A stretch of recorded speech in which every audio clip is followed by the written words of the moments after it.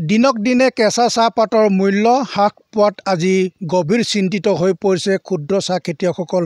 ৰঙাপাৰাত প্ৰায় ৩,০০০ৰো অধিক ক্ষুদ্ৰ চাহ খেতিয়ক আছে আৰু এই ক্ষুদ্ৰ চাহ খেতিয়কসকল আজি গভীৰ চিন্তাত পৰিছে, কাৰণ তেওঁলোকৰ যি কেঁচা চাহপাত উৎপাদন কৰি যি মূল্য পাব লাগিছিল, সেই কেঁচা চাহপাতৰ মূল্যৰ পৰা আজি বঞ্চিত হৈ আহিছে। কোম্পানীসমূহে তেওঁলোকৰ প্ৰতি কেজি CTC চাহপাতত বা যি কেঁচা চাহপাত, এই কেঁচা চাহপাত 15 টকাৰ পৰা 19 টকা, অৰ্থডক্স 22 টকা প্ৰতি কিলো চাহপাতত দি আহিছিল।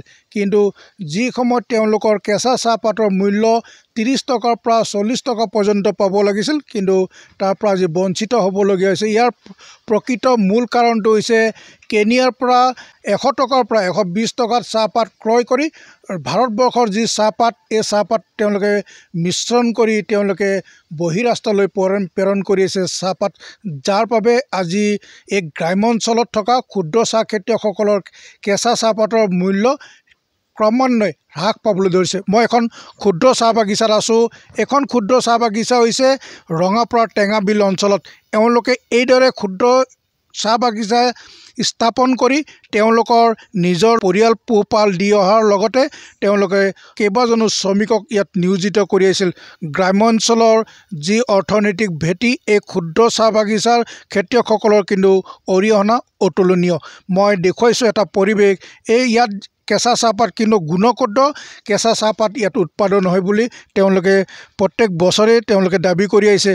প্ৰকৃতিৰ ওপৰত যি প্ৰভাৱ, জলবায়ু পৰিৱৰ্তন, পোকৰ উপদ্ৰৱ আৰু বৰ্তমানৰ সময়ত কেঁচা চাহপাতৰ যি মূল্য হ্ৰাস পোৱাত আজি ৰঙাপাৰা অঞ্চলৰ যি টেঙাবিল অঞ্চলৰ যিসকল ক্ষুদ্ৰ চাহ খেতিয়ক আছে, আজি তেওঁলোক অতিকৈ চিন্তিত হৈ পৰিছে। কাৰণ তেওঁলোকৰ দুৰ্দশা কেতিয়া অন্ত পৰিবলৈ, তেওঁলোকৰ সমস্যা কেতিয়া অন্ত পৰিব আৰু তেওঁলোকে উচিত কেঁচা চাহপাতৰ মূল্য কেতিয়া পাব, এই কথাবোৰ তেওঁলোকে ভাৰতীয় চাহ বোৰ্ড, তেওঁলোকৰ যি বিভাগীয় কৰ্তৃপক্ষ আছে, তেওঁলোকৰ এই সমস্যাবোৰৰ সমাধানৰ আলোচনা কৰি থকাৰ মাজতো কিন্তু আজিলৈ তেওঁলোকৰ সমস্যাৰ কিন্তু আজিলৈ অন্ত নপৰিল। আজি তেওঁলোক অতিকৈ চিন্তিত, কাৰণ এওঁলোক এজন ক্ষুদ্ৰ চাহ খেতিয়ক আৰু তেওঁলোক অতি দৰিদ্ৰ পৰিয়ালৰ তেওঁলোক ক্ষুদ্ৰ চাহ খেতিয়ক। কি ক'ব দাদা, কি সমস্যাত ভুগিছে আপোনালোকে? হয়, ধন্যবাদ NA24 সাংবাদিক ছাৰলৈ। আজি বৰ্তমানৰ সমস্যাখিনি ক'ব বিচাৰিছোঁ। বৰ্তমানৰ চাহপাতৰ যি কেঁচা চাহপাতৰ যি ৰেট, সেয়া খুবেই নিম্নতম হৈ পৰিছে। যোৱা জুলাই 15ৰ পৰা আপোনাৰ দিনত 1 টকা 2 টকাকৈ কমি আহি বৰ্তমানে চাহপাতৰ দাম 15 টকাৰ পৰা 19 টকা, CTC চাহপাত অৰ্থডক্স 22 টকালৈকে দিছে। সেয়েহে এই নিম্নতম ৰেটেৰে আমাৰ ক্ষুদ্ৰ চাহ খেতিয়কৰ বাগানৰ খৰচাখিনি ওলাবলৈও টান হৈ পৰিছে। লগতে ঘৰৰ পোহপাল দিবলৈ আমি কিভাৱে দিম? সেয়েহে সন্মানীয় আমাৰ মহোদয় ছাৰ, টি বৰ্ড, লগতে CM হেমন্ত ছাৰলৈ অনুৰোধ জনাব বিচাৰিছোঁ যে বিষয়টো গুৰুত্ব সহকাৰে লৈ যে অনুসন্ধান কৰে, যাতে কি হৈছে, ৰেট কিয় ইমান নিম্নতম তললৈকে যাব ধৰিছে। আমি শুনিছোঁ যে কেনিয়াৰ পৰা চাহপাত আহি ভাৰতবৰ্ষত যি উন্নতমান আমাৰ চাহপাত, সেই চাহপাতৰ লগত মিক্স কৰি কেনে পুনৰ বাহিৰলৈ বা ইণ্ডিয়াতেই আকৌ বিক্ৰী কৰিছে। সেয়েহে এই ভেজাল চাহপাতৰ মূল্য আমাৰ ক্ষুদ্ৰ চাহ খেতিয়কৰ ওপৰত আহি পৰিছেহি। আমি বিনম্ৰ অনুৰোধ কৰোঁ, এই ভেজাল চাহপাতৰ ওপৰত যাতে বন্ধ কৰিব লাগে। আমাৰ যি অসমৰ উন্নতমান চাহপাত, এই উন্নতমানৰ চাহপাতৰ মানদণ্ড বজাই ৰাখিব লাগে আৰু উচিত মূল্য পালেহে আমিও আমাৰ চাহপাতসকল, বাগানসকল ভাল কৰি ৰাখিব পাৰিম।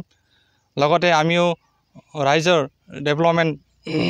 ডেভেলপমেণ্টসকল হ'ব পাৰিব। সেয়েহে মই বিনম্ৰ অনুৰোধ আমাৰ অসমৰ চাহ খেতিয়কৰ ফালৰ পৰা, আমি এই আজি ৰঙাপাৰা চাহ খেতিয়কৰ ফালৰ পৰা অনুৰোধ কৰিছোঁ যে নিম্নতম ৰেটখিনি যাতে বজাই ৰাখে। কি ক'ব মানে, আমাৰ চাহ খেতিয়কবিলাক বহুত সমস্যা পৰিছে। সেইখিনি দামত আমি নোৱাৰিব। এতিয়া লেবাৰৰ খৰচা, দাৱাইৰ মেডিচিনবিলাক যিমান দামী বহুত সমস্যাত পৰিছে মানুহবিলাক। আমি ভাবিছোঁ যে অলপ এতিয়াতো 15 পৰা 19 টকা। আগতে কিমান পাইছিলে? আগতে আছিলে 30, 35, 40 টকালৈকে আহিছিলে। এতিয়াতো কমি 1 টকা 2 টকা কমি বহুত কমিলে। তো 15 টকাত কেনেকৈ চলিব আমি? সেইটোৱে অৱস্থাটো বহুত বেয়া। আমি ভাবিছোঁ অলপ চৰকাৰে অলপ নজৰ দিলে ভাল হ'ব। অলপ বাগানবিলাকো বচাই ৰাখিব দাম দিখিনি। সমস্যা হৈ গ'ল, মানুহকেইটা বহুত বিপদত পৰিলে।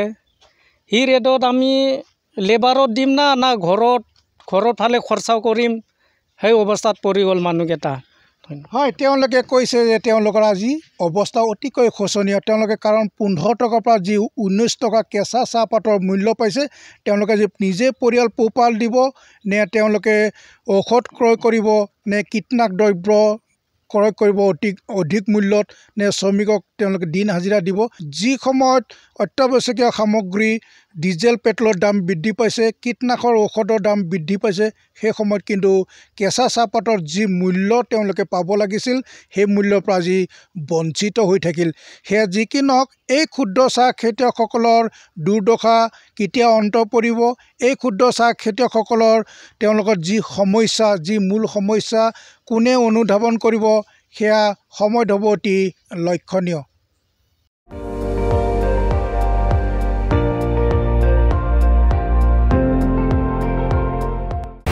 আপুনি চাই আছে ND24 সৰ্বশ্ৰেষ্ঠ নহয় সৰ্বোত্তমৰ দৌৰত